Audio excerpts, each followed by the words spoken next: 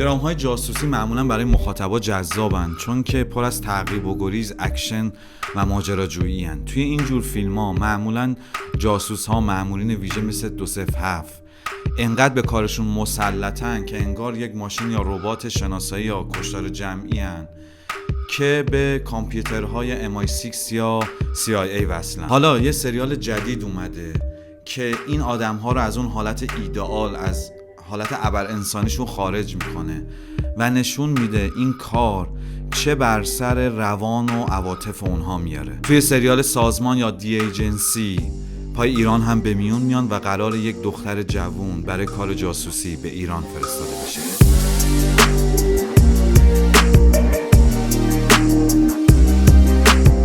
سلام، به سینما زیست خیلی خوش اومدین. سریال سازمان صرفاً یک سریال جاسوسی نیست، فقط نمیخواد به ما هیجان بده، میخواد فکر ما رو هم درگیر بکنه و اتفاقاً در مورد موضوعی حرف میزنه که فقط مختص مأمورین ویژه نیست، همه ما درگیرشیم. دختر مارشن توی اوایل قسمت اول، توی اولین دیدارش بعد 6 سال باباش میگه فقط اطلاعات جمع میکردی و با این و اون آشنا میشدی. همین این دیالوگ به خوبی داره تصور کلیشه‌ای ما رو از مأمور ویژه به چالش میکشه.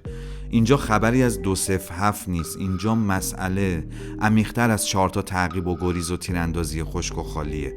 این سریال دنبال شخصیت پردازیه. یه عالم داستان موازی از شخصیت‌های متفاوت نقل میکنه که هر کدوم برای وارد شدن به این شغل چه چیزهایی رو فدا میکنن. سریال با آوردن کاراکتر دکتر روانشناس به خوبی این تمرکز روی بعد درونی شخصیت‌ها رو برجسته میکنه.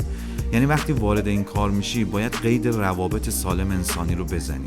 این قضیه توسط مارشن هم به دکتر روانشناس گفته میشه، اینکه لازمه برای اینکه یه جاسوس خوب باشی درصدی از دیوانگی رو داشته باشی و خیلی درگیر عقل سلیم نباشی. مثلا همین اول متوجه میشیم این مربی به یکی از مامورا گفته که تو اگه توی ترک الکل هستی لازم نیست توی ماموریت الکل بخوری و این مامور به خاطر همین قضیه سازمان رو حسابی درگیر میکنه. یا قضیه برادرزن مافوق مارشن، یا ماجرای اصلی یعنی عشق مارشن به این زن، یا در مورد همین دختر که قراره فرستاده بشه ایران. مافوقش بهش میگه برای این کار هزینه زیادی باید بدی، باید از روابط شخصیت و دوستات بگذری و تهش فقط تنهایی هست و تنهایی. این مأمورها باید بپذیرن که بعد از وارد شدن به این کار باید صابون تنهایی رو به تنشون بمالن. با آدم‌ها رابطه برقرار میکنن اما این رابطه خودش هدف نیست و پشت اون اهداف دیگه‌ای هست. به این نماها دقت کنین، نماهای بسته، سکوت، یا نشون دادن فرد توی یه فضای خالی از مبلمان یا یک آپارتمان بزرگ اما تنها، اینها همه تأکیدی هستن روی همین تنهایی. اما من میخوام بپرسم آیا این قضیه فقط مربوط به روابط مأمورین ویژه است؟ آیا ما درگیرش نیستیم؟ روابط ما با این همه سوء تفاهم، خودخواهی و فریب چیز دیگه ایه؟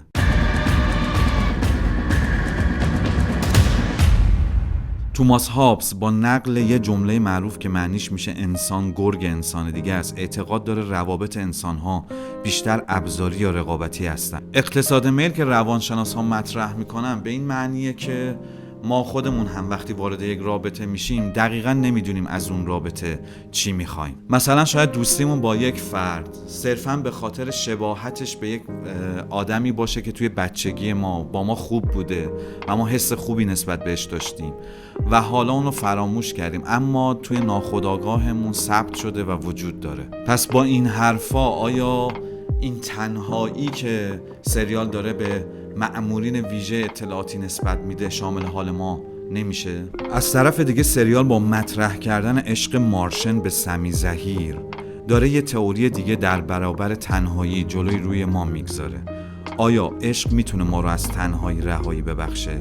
از نظر بعضی از فلاسفه عشق یک جورایی باعث میشه ما خودمون رو توی دیگری پیدا بکنیم و از خودمون فراتر بریم، اما یه همچین عشقی زمانی به دست میاد که آزادی طرف مقابل رو ازش نگیریم. این قضیه به خوبی توی این سکانس مشخصه که مارشن داره سمی رو سینجیم میکنه و سمی به تنگ میاد و میگه رابطمون باید تموم بشه. عاشق از یه طرف میخواد معشوق اون رو از روی اختیار دوست داشته باشه، اما از طرف دیگه این اختیار و آزادی این امکان رو هم باز میگذاره که طرف دیگه میلی به این رابطه نداشته باشه. برای همین فلاسفه اگزیستانسیالیست میگن عشق واقعی نباید به عنوان راهی برای فرار از تنهایی باشه، چون اگه اینطور باشه یکی از طرفین میخواد آزادی اون طرف دیگر رو از بین ببره و تسلط کامل روش داشته باشه.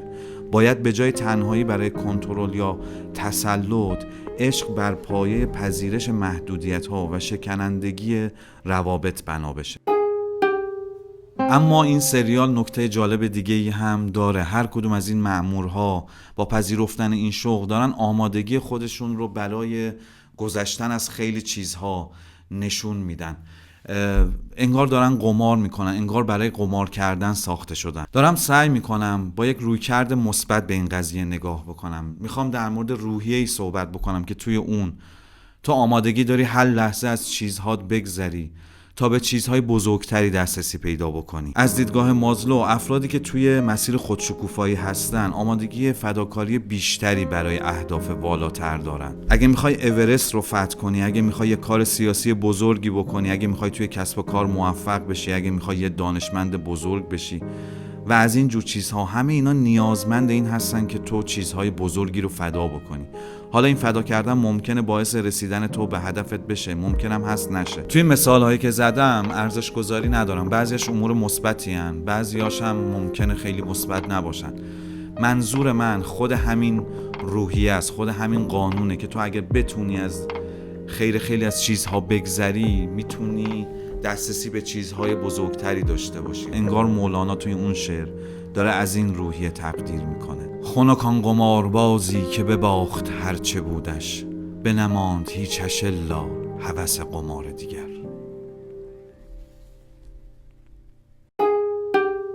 اما این سریال گویا رویکردش به این قضیه اینه که این قمار به ریسکش نمیارزه، ارزش هزینه‌ای که پاش میدی رو نداره. تو رو تبدیل به یک ماشین میکنه مثل 207 که تمام عواطف تو رو از تو میگیره و یک زندگی غیر انسانی برات میسازه. توی این صحنه بین مارشن و هنری هم همین دیالوگ رد و بدل میشه. به نظر من سریال سازمان یا دی ایجنسی ارزش تماشا داره. هم سعی کرده از کلیشه های ژانر جاسوسی فراتر بره، هم با این شخصیت پردازی عمیقی که کرده به خودش این امکان رو داده که لایه‌های متعدد معنایی ایجاد بکنه. علاوه بر اینها به حوادث واقعی دور و بر ما رو هم اشاره داره، از حمله روسیه به اوکراین گرفته تا ماجرای ایران. نظر شما چیه؟ اگه این سریال رو تماشا کردین اون رو چطور دیدین؟ حتما نظراتتون رو با من در میون بگذارین، برای من خیلی مهمه. از شما یاد میگیرم، رویه‌ام رو اصلاح میکنم و اگر از محتوای ویدیو خوشتون اومده با لایک و سابسکرایب این شانس رو بهش بدین که توسط یوتیوب به افراد بیشتری نمایش داده بشه. ممنونم. تا ویدیوهای بعد، خداحافظ.